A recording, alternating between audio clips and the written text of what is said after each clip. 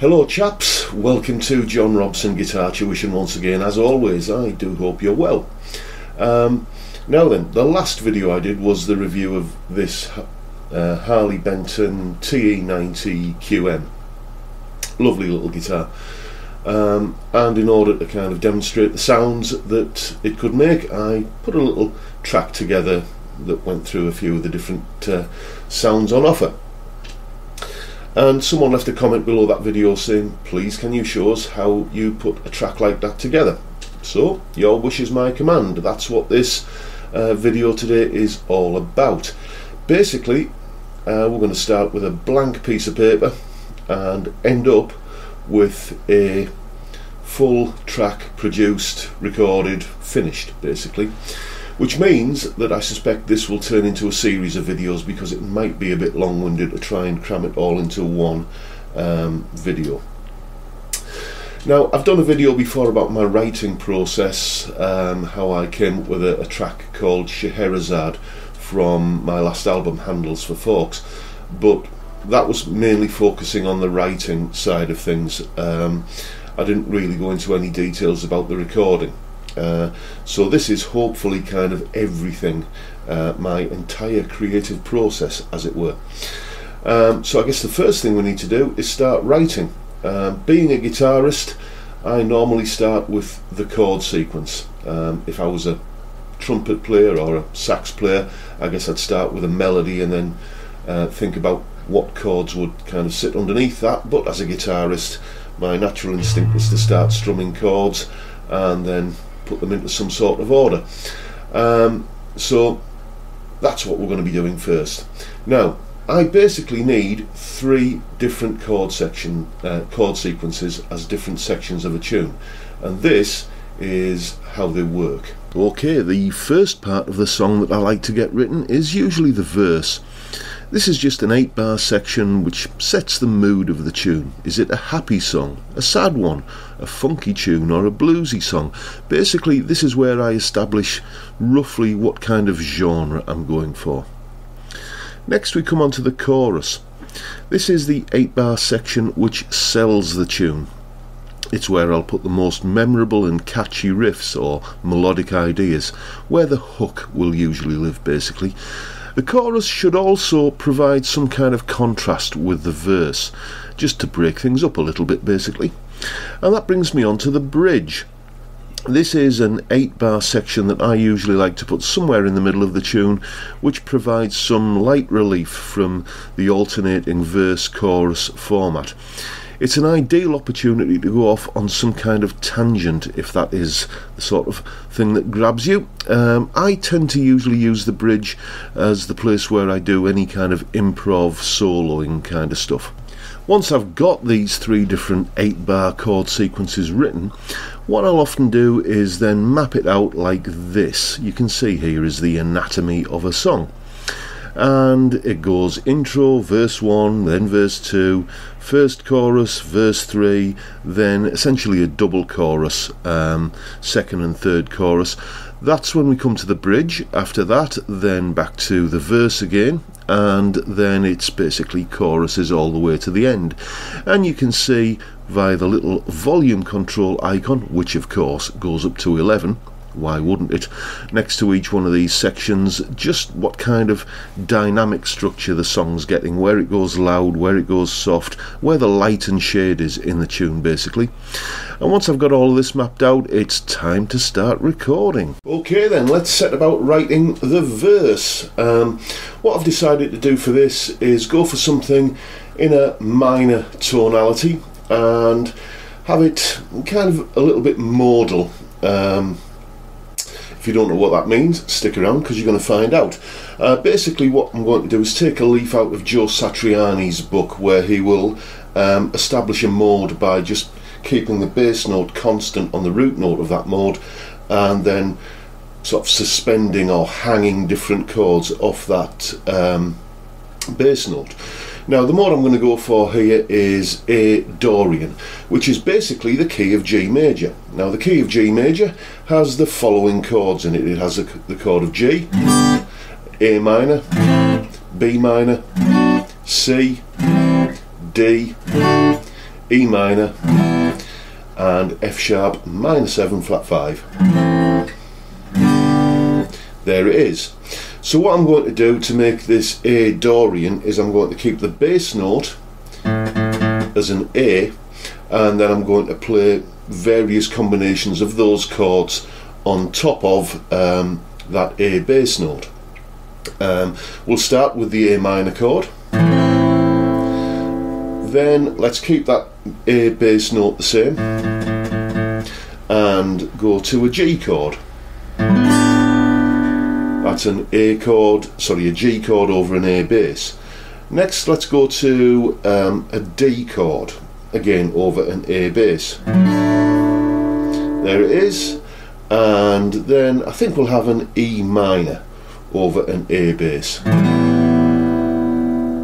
And if we string those together, we get something like this.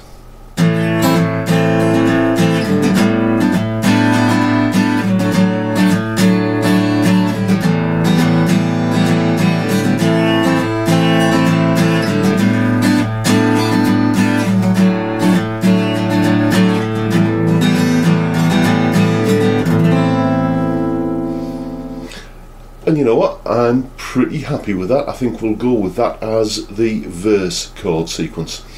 So I guess now we need to start thinking about a chorus. Okay then, the chorus. As I said earlier on, one of the jobs of the chorus is to provide some kind of contrast with what's going on in the verse. The verse begins on a minor chord, so if the verse begins on a minor chord, I always like to try and make sure the chorus begins on a major chord. I also really quite like songs where there's a big dramatic shift from the verse to the chorus, you know, where Layla, for example, goes from C sharp minor in the verse to D minor in the chorus.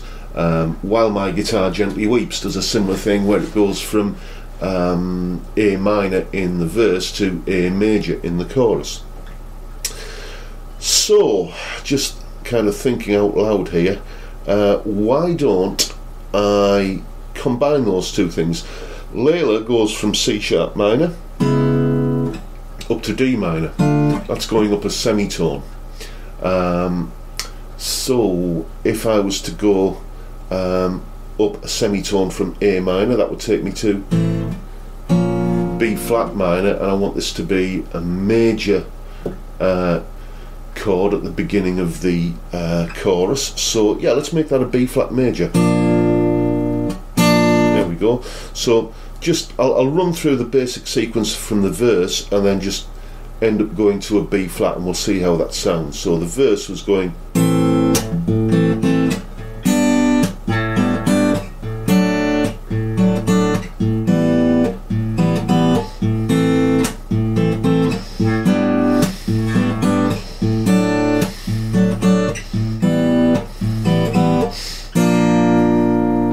oh yes, we like that.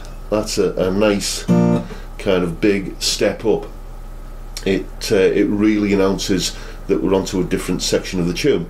So let's think about some chords to go along with that B flat. Well, you know, B flat, if I go for the obvious one, which is the key of B flat, I've got a B flat, an E flat, then I guess I could come down via a B flat with a D bass note to a C minor. That works. Back to a B flat, and let's do another one of those descending kind of things. F with an A bass note to a G minor. So that's giving me a chorus so far, which is going like this.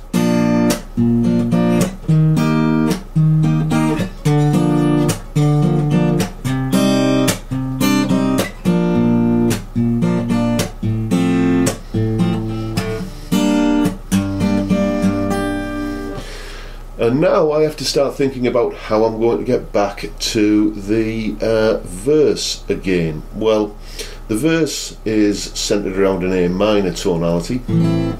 If I want to lead into an A minor tonality, then the obvious thing to do there is to use what's called a secondary dominant chord. Basically, that's simply a 7th chord, a 5th, or 7 semitones above wherever you're aiming at. We're aiming at the A minor here. I want to get to the A minor, so I'll go a 5th above that, which takes me to E, and I play a 7th chord. E7, A minor. Beautiful little cadence. So I could do that. G minor, which is where I've ended up in the chorus, to an E7, to an A minor. But yeah, I'm going to go one stage further. If we take a look at E7, then the 2 notes which give it its kind of inherent seventhiness, its dominant flavour, are the G sharp, the major 3rd of the chord, and the D note, the flattened 7th. If I play those 2 notes over an E bass note, that pretty much sums up the sound of an E7 chord. But here's a handy little trick. You can do what's called a tritone substitution, which is where I basically take those 2 notes, the G sharp and the D, and if I find them again up here, let's find the G sharp, there it is there, and the D there this time. We also find those 2 notes in a B flat 7th. So what I might end up doing, in fact, yeah, I'll try this out. I'm going to play a B flat 7th chord, there it is, over an E bass note, so it's kind of combining the E7 chord and the B flat 7 chord, because they share those 2 notes, the G sharp and the D. Okay, so that would be, yep, that is an E7 flat 9 chord. And yeah, let's try that. Let's go through the chorus and end on that chord to land us back in the A minor. Here it goes. 2, 3, 4.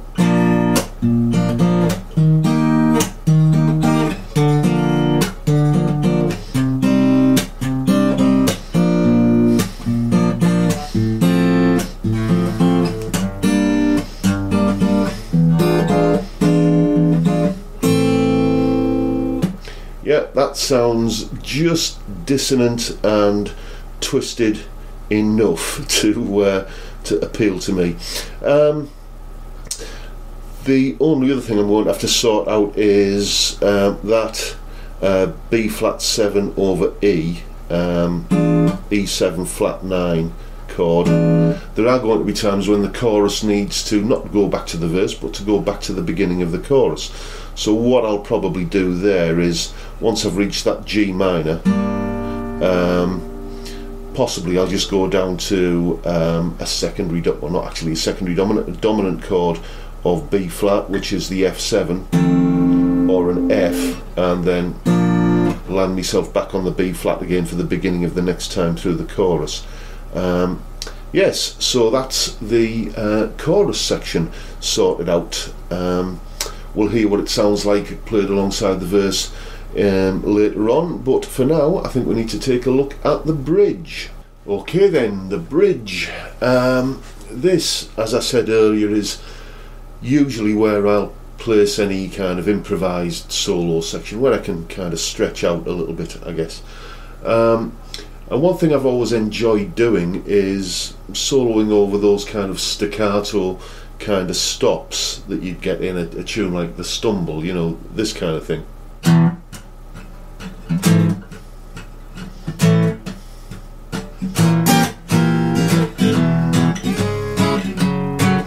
And so on. So I think I'm going to build something like that into this. But what about the chords? Well, the bridge comes after the chorus, which finishes on that B flat 7 over E or E7 flat 9 chord. That thing there, like that, and that tends to suggest I want to be going back to some kind of A. So I'm just going to kind of beef things up here with some, like an A power chord, I think. So if I go something like, what's the sort of rhythm this? Yeah, 1, 2, 3, 4.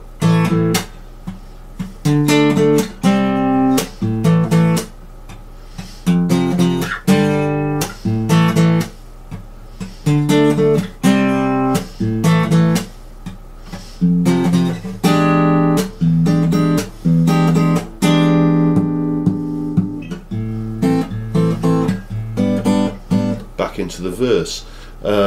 Yeah, I just thought I'd throw that little Hendrixy 7 sharp 9 chord in there.